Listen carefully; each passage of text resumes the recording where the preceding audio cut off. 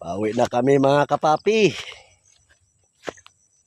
Medyo napawis-pawisan na. Sabi ng kapatid ko kahit papaano daw nakatikim daw siya ng pawis.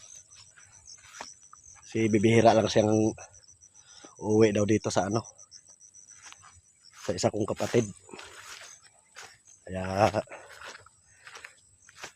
isipan namin na gumala dito sa bundok talaga. Yung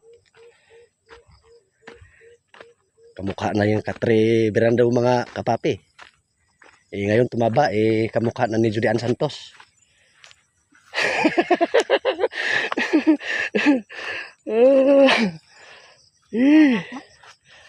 Mga paps, magandang yung maisan. Sobrang laki yan, sobrang lawak talaga yan.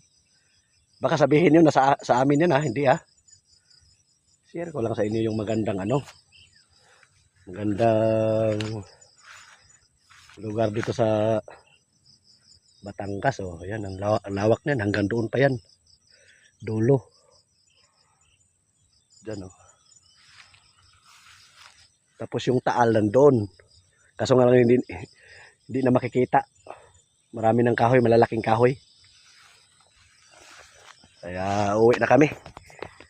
So, salamat sa inyo mga paps. Hanggang sa sunod na update. Wala na. Nangati na yung isa. Na na yung nasisira na daw yung beauty niya.